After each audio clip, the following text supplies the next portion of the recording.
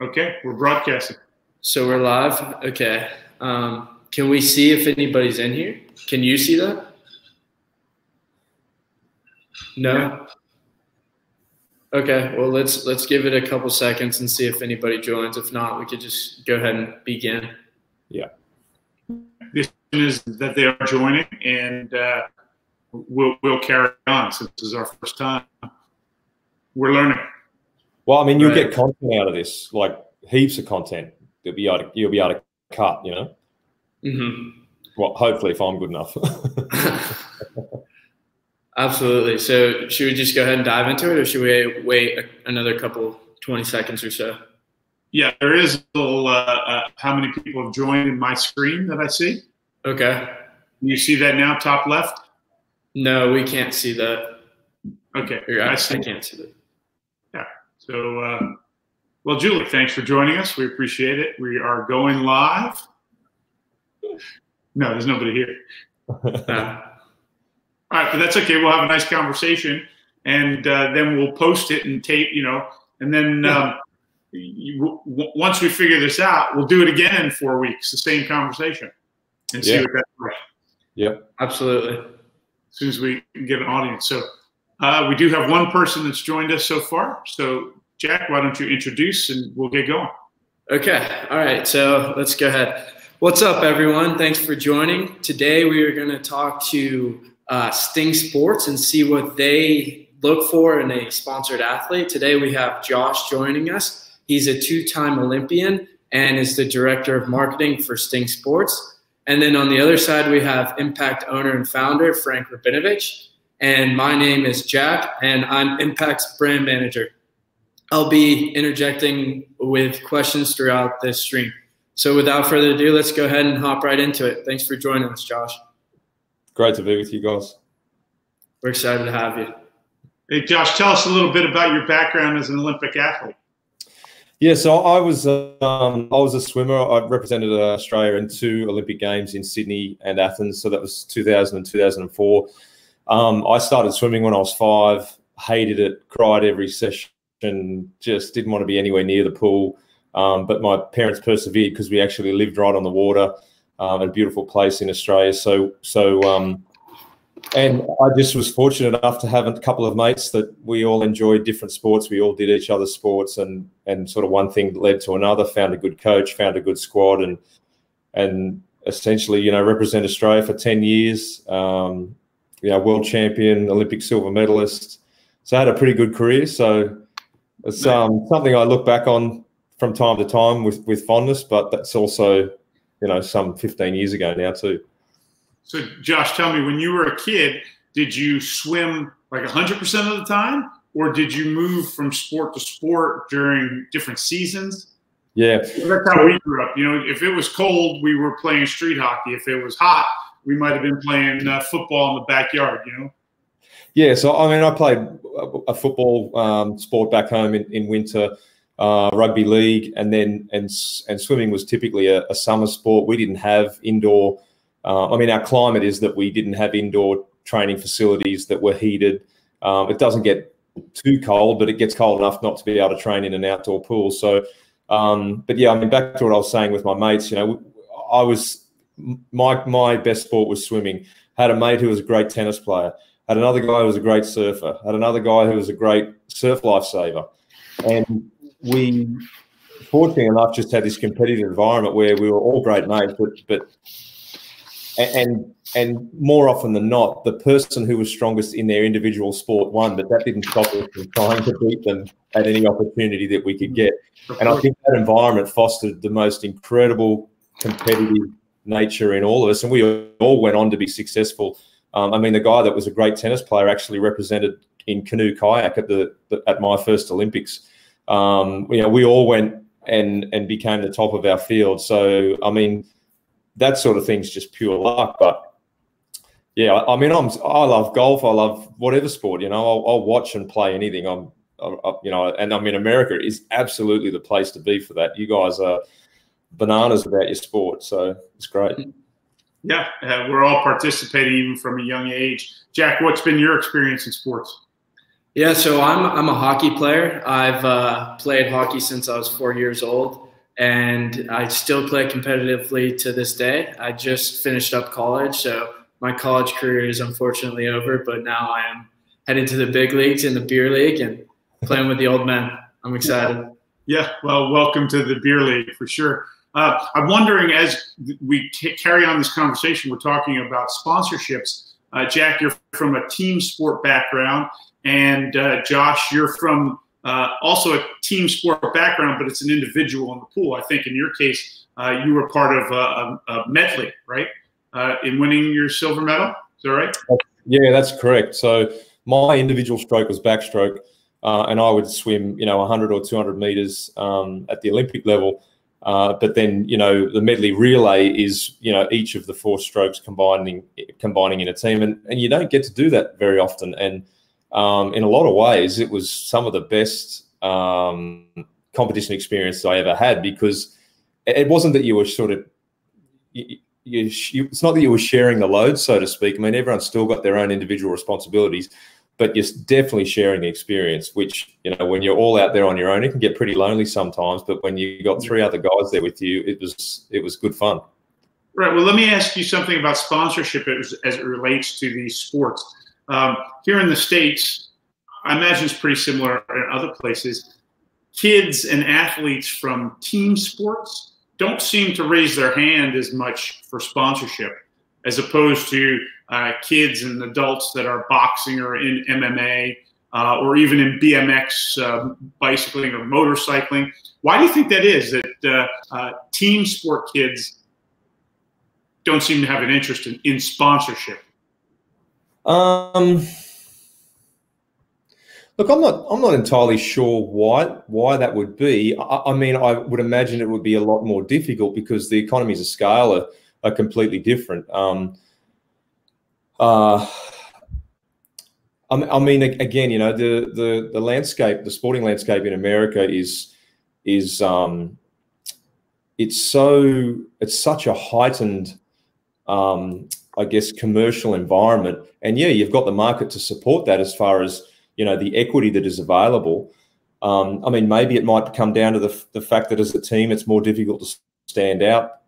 There are undoubtedly specific positions that would lend itself to a higher opportunity or a higher likelihood of opportunity to gain sponsorship. I mean, back home, NFL's, it's about the quarterback, it's the wide receivers, it's those sorts of guys. Back home, we've got fullbacks, we've got halfbacks. There's 3 or 4 key positions that are typically the most influential positions that are going to, attract sponsorship in that way. So, yeah, look, I'm not sure why people aren't sourcing it, but I also think there's another side of it, which is when you've got to spread the pie over a greater number of people, it's more difficult to find it, I would imagine.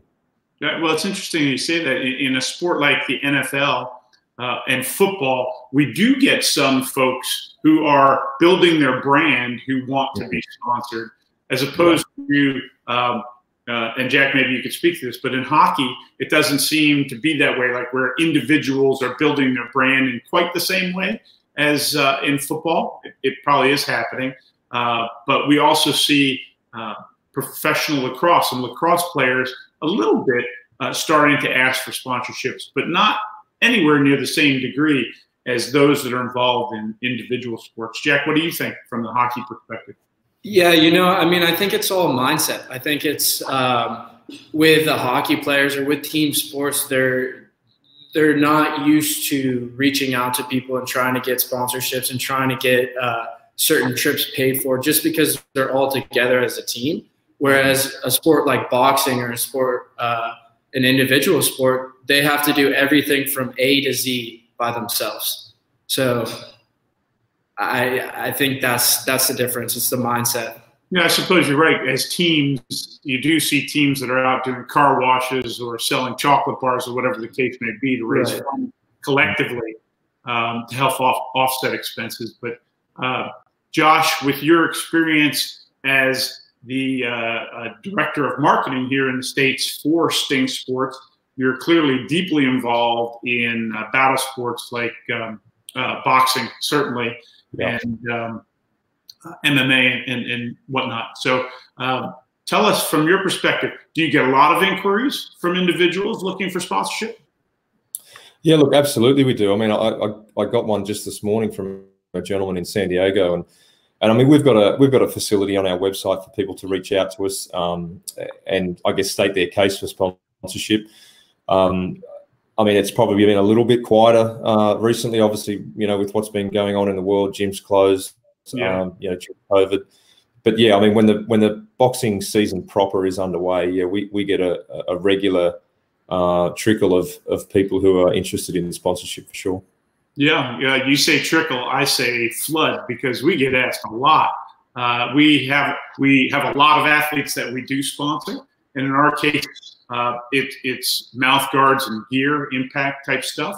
Yeah. And there's some that don't make the cut. So, what are you looking for in terms of the athletes that first you allow into your rigorous system of selecting, and then how do they trickle down to actually being sponsored? Yeah, so look, I mean, I wear two hats in this. Like, obviously, I'm a business person. I'm responsible for the Sting brand in the United States and Canada as well, for that matter. So I carry the business hat, which means that, you know, we treat all our sponsorships, and we don't call them sponsorships. We actually call them ambassadorships, because we believe that any sort of arrangement which is a give and take scenario is exactly that. I think too often the word sponsorship can morph into charity, donation, that sort of stuff. And as soon as you do that, then it's not an investment anymore. It's a charitable thing. And look, we do those sorts of things, but we choose to take a very business line as far as our ambassadorships. And we do that because we're a responsible business. We need to stay in business. We've got, you know, we sponsor USA Boxing. We sponsor Boxing Canada. You know, we do a lot, you know, with national federations that require us to remain in business. You know, so we're very deliberate with who we choose, how we choose them, what we give them. But then on the other side, naturally, with my background in sport, I can sit with the athlete, and I came from very little. My mum essentially raised me at the most expensive part of my swimming career as a single parent. She had two other daughters, older and younger. I know what it's like to not have much. You know, so when I go through, you know, when I see, I guess, how some of these athletes approach us, I did exactly the same thing as an athlete. And what I try to, I guess, educate, you know, athletes who want sponsorship from us, you know, today, is I go back to myself when I was an athlete, and I change my approach or my attitude towards sponsorship or being an ambassadorship to improve the probability of me getting what I asked for, also what I'm worth, right? So you know, sometimes the things and the way we've structured our ambassadorship program, you know, we offend people because, you know, we're a little bit more strict. We are, as a business, undoubtedly, but everything that we set up as far as the success of the athlete in their career is built into this ambassadorship program. So we're trying to steer the athlete so that they, if they're an ambassador and we identify them, they're going to be with us for a long time, because it's in their best interest that they do so.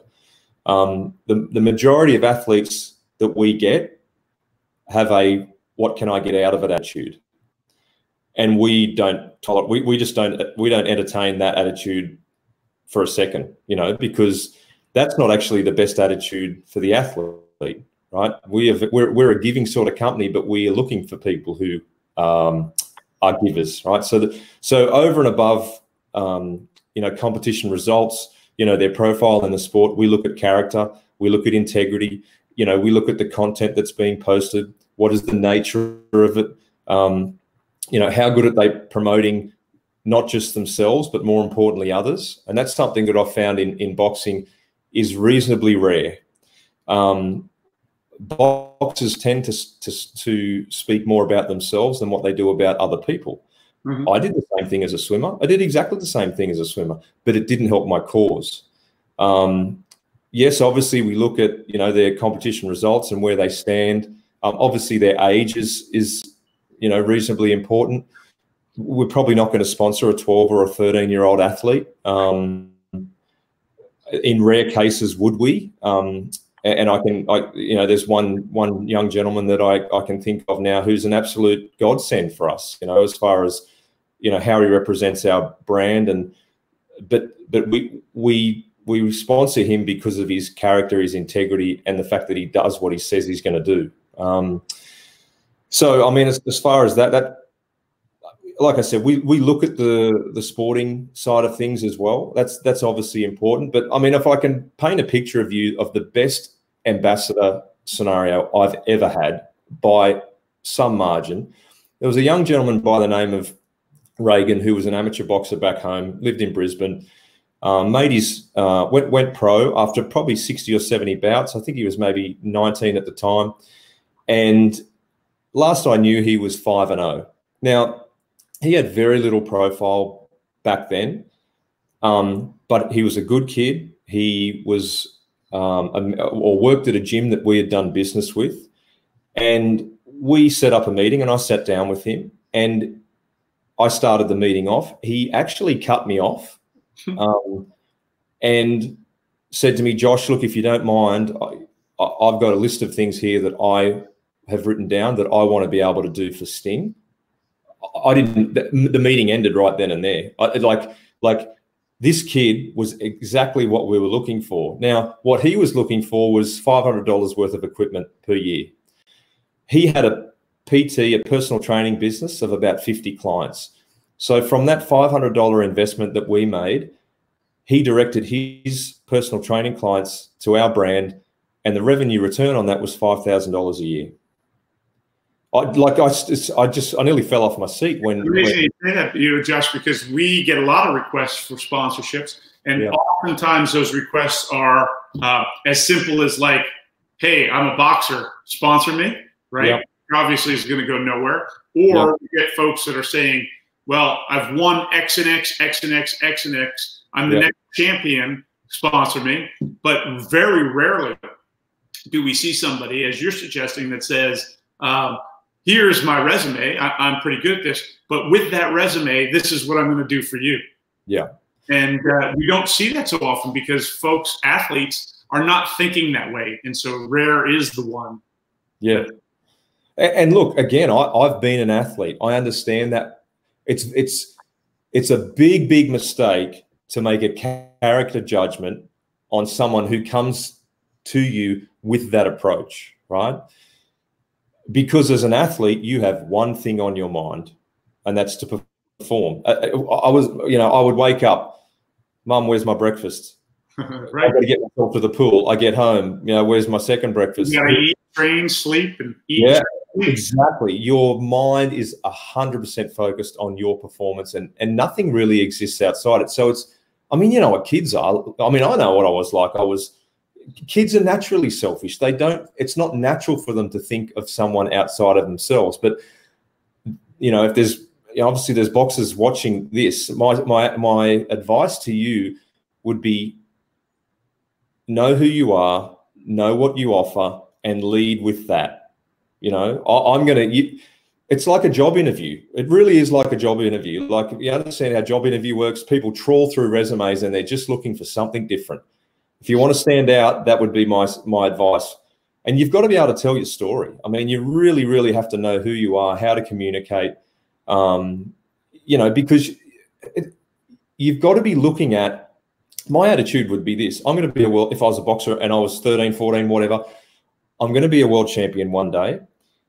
And everything that I do now is just going to set me up so that I can be as lucrative and have a brand profile that is as big as it possibly can be, so that I can get the return on all the hours training and competing I'm investing in right now. Like that's a business-minded approach to being ambassadorship, to being an ambassador. And if you do that, you're going to rise right to the top of the list of people that we vet, you know, every month.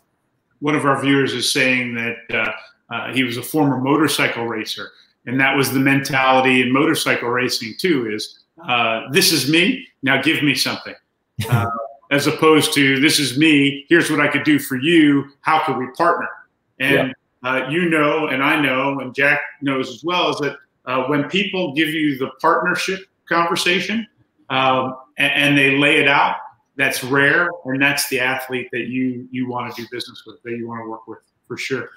Look, yeah, I mean, absolutely, and I think, like I said, if you have that attitude, you know, that you are going to give. I mean, you know, we have a, you know, we essentially have a product discount scenario for our ambassadors.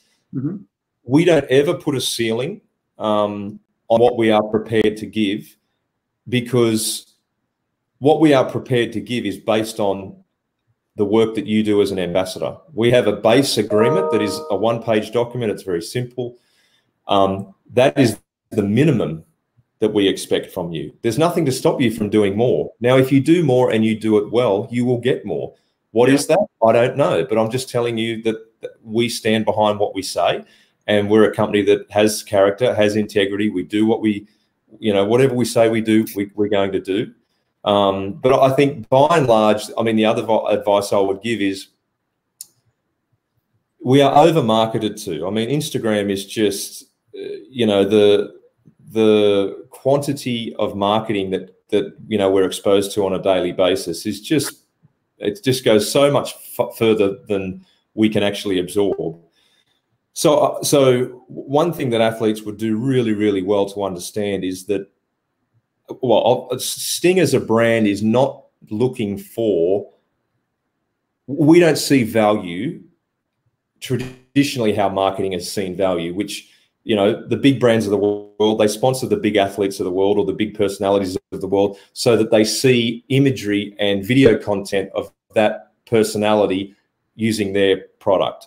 That doesn't actually interest us all that much. And that's very different, again, from how traditional marketing works. But we invest in people because we want a return. That return is financial. You know, we expect sales to come from a relationship. And that's exactly what Reagan did. He said, Josh, I'm going to condition all of my personal training clients to buy your product. Right. So based on that, do you give your athletes a quota? They must do X amount of sales, or is it more subjective? No, we don't. But we just want them to have a plan of how to do that, and then to actually execute on that plan, and to tell us, you know, like, you know, you've got a network. I mean, as an ambassador, you are far more likely to be an ambassador if your gym is a commercial account of ours. Yeah. You know, we will. I mean, we have an affiliate program in place that any gym that does a certain amount of turnover on a monthly basis gets 2 ambassadorships for them to, you know, for them to reward, you know, their athletes. Now we have other structured ones, but I mean, the conversation that I'll have with this gentleman in San Diego is, who is, you know, what gym are you from? What other boxers do you know? What other coaches do you know? Can you put me in contact with them? I mean, this is business, right? This is the days of, you know, like having like I said, a product on someone's hand or their head and expecting people to like that product and then go to our website and buy. I mean, that's just fairy tale thinking. That does not happen. Well, certainly it doesn't happen enough for us to warrant offering someone an ambassadorship. And I'll tell you right now, Anthony Joshua does not have a paid equipment supplier. He doesn't get paid to use Ringside or Rival, and most of the top boxers don't. Mm-hmm. You know, they're just happy to get free equipment. So, you know, any sort of financial reward is going to come from the value that we get in return for the partnership. And typically, if you want a cash reward, we have to be making money out of that partnership.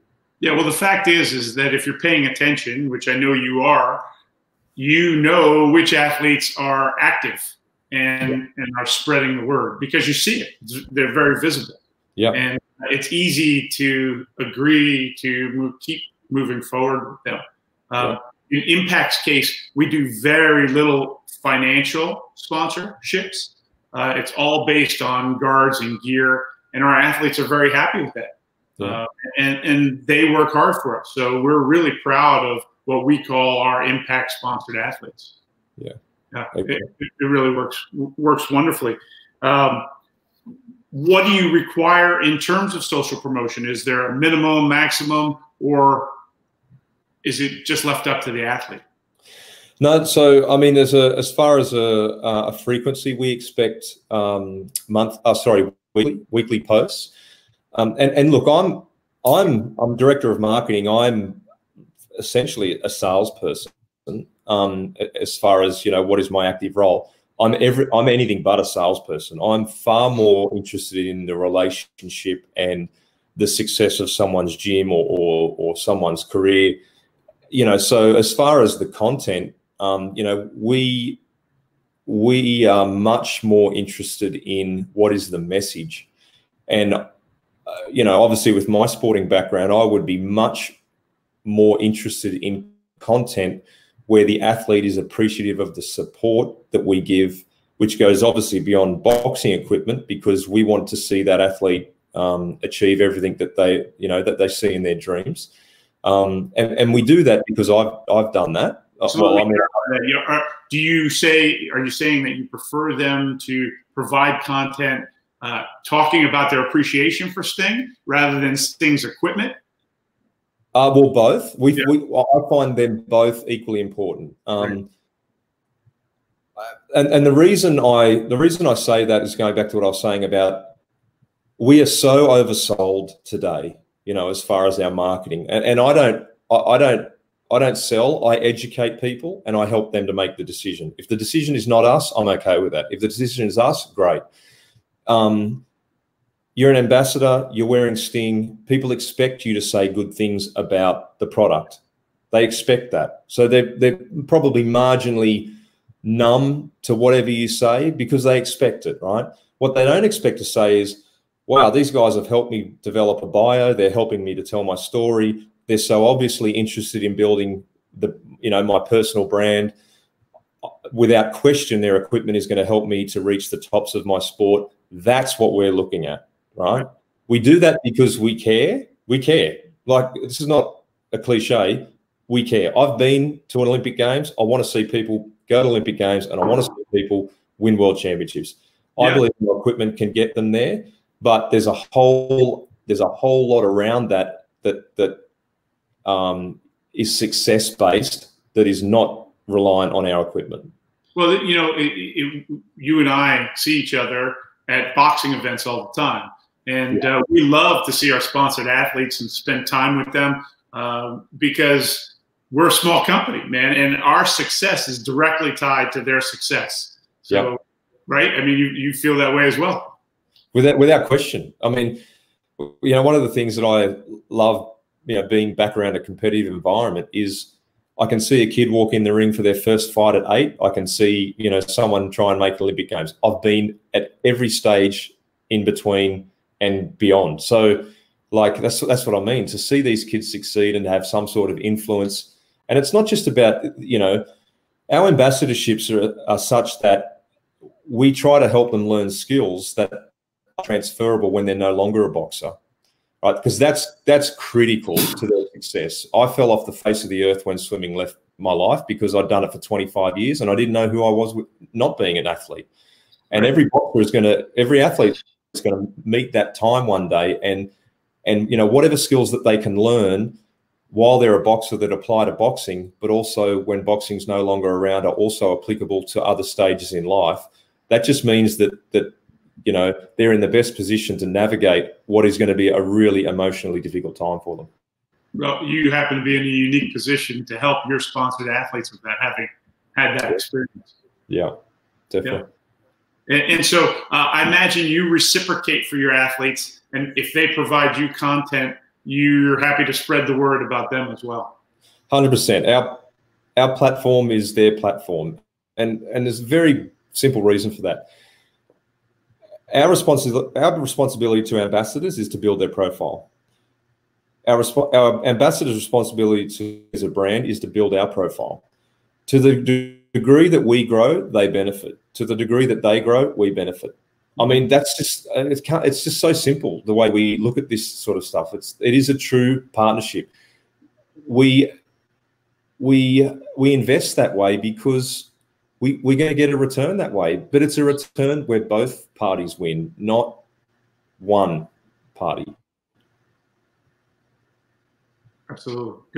Absolutely goes both ways. So let me ask you this: we know what you're looking for in an ambassador. We know what you provide, what you're expecting them to provide. What happens when you get a dud?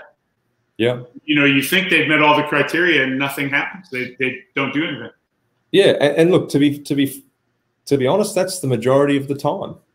You know, like it's like, you know, you're a company and you're employing for a position. Very rarely do you get it right the first time. That's just human nature.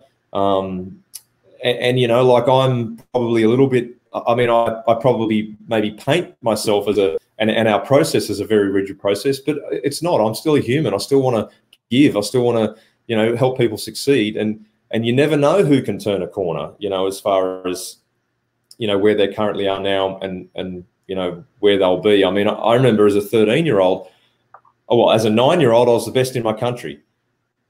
Then 10, 11, 12, 13, 14, I didn't grow and everyone else grew. And I was like, why should I hang around doing this sport? So longer the prize.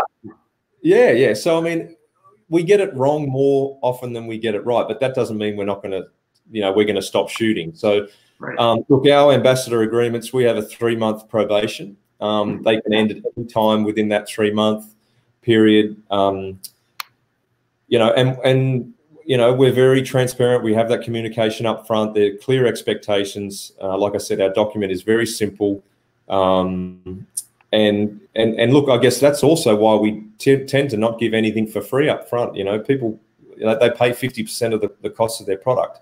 You know, which obviously makes it affordable, but there's still an investment for the opportunity to be a Sting ambassador. It's interesting, you know, in your case, you're using agreements with athletes. In our case, we have some agreements with some athletes, but it's largely an honor system relationship. And we say that right up front. We're going to put ourselves at risk first. We're going to provide you with Mouthguard and impact gear, perhaps, and whatever the package happens to include. And then we expect you to do these things. And if you do, then we'll give you more impact gear and guards and whatnot. So we very much rely on that. Yeah. The honor system relationship. Yeah. So come through? Sorry, what was that, Frank? I missed that. I was asking Jack if he's seeing any questions come through or comments.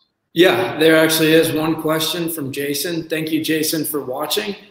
Jason wants to know if, Josh, do you require your ambassadors to appear at promotional events? Yeah, we do. You know, we're still a relatively young company in the States, but you know, whenever we have you know, coordinated events at the US Training Center in Colorado Springs, or you know, at national events, yeah, absolutely, we will you know, we will ask our ambassadors to play some sort of role. One of the things that works really well elsewhere in the world, a little bit different in the United States, but you know, we're working as far as you know, retail outlets, you know, getting you know, store support from our athletes to come along, you know, to our retailers in the country, where, you know, we can have signing days, or, you know, we can have certain competitions, or you know, Boxing Day USA is one of the events that we're going to be involved in this year. I'm sure there's going to be certain activities that we're going to be doing around you know, events like that. You know, and again, I was an athlete as well. I had to do these things as a swimmer. I had to fly out, you know, to Western Queensland and all sorts of places. And to be truthful, it was a drag. It was something that I didn't want to do, mainly because I was doing something to fulfill someone else's needs. You know, that's where we're very different. You know, like, as far as how we use our ambassadors at you know, at certain events, they're the hero. We make them the hero. We're more than happy to stand in the background because they're going to be wearing our equipment. They're going to be, you know, using our gloves, our wraps, our headgear. That's all we need to see. we try to put them on a pedestal as much as we can in any opportunity that we get.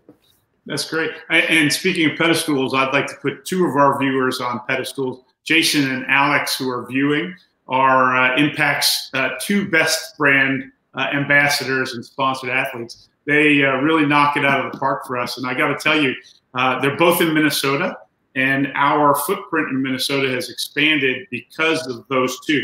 But beyond the direct telling their training partners about Impact and those sorts of things, what they do is they think about Impact, and they provide us with ideas and with suggestions that go beyond the simple sale of a mouth guard. Yeah. But they have really stepped up to help us understand how we fit in their particular market, which is Jiu-Jitsu in this case.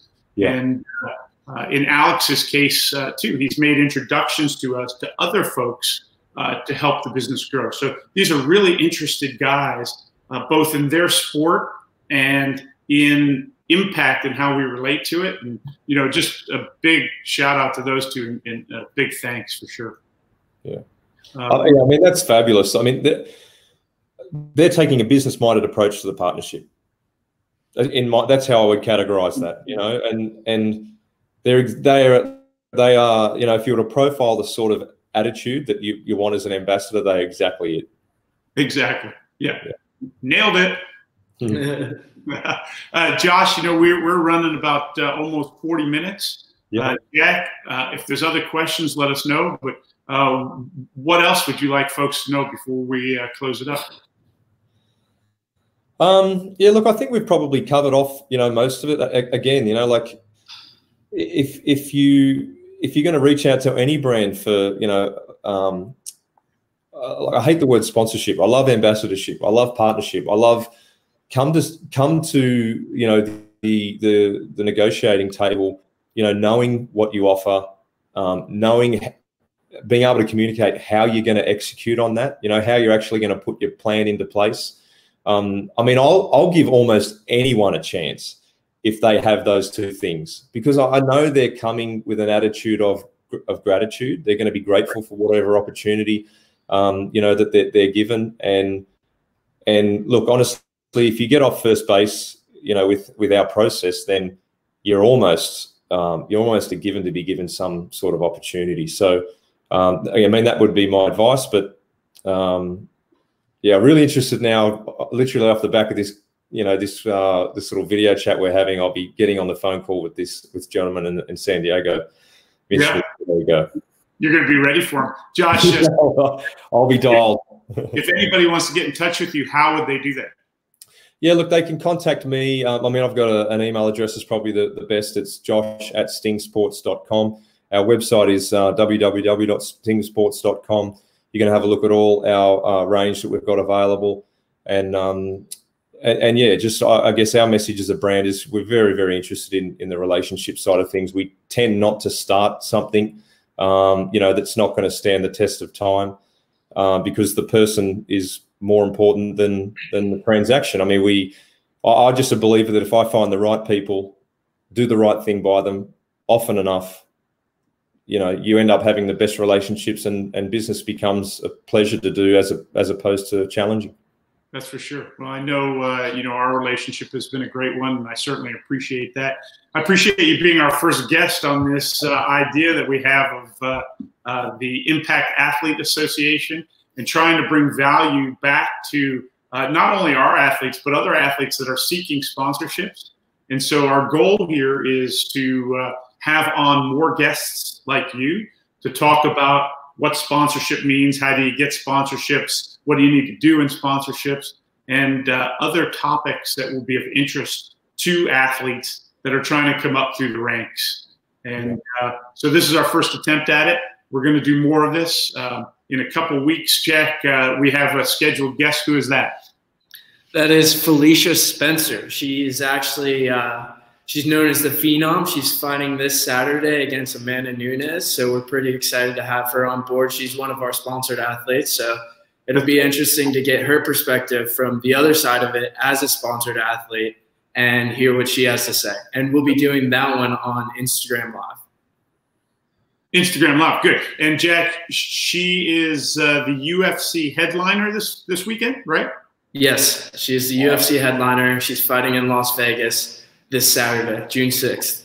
She's been an Impact-sponsored athlete for about a year now, and just a wonderful person to do business with as well. And naturally, you know who we're rooting for on Saturday night. Yeah. Well, I will be too now. Yeah, good.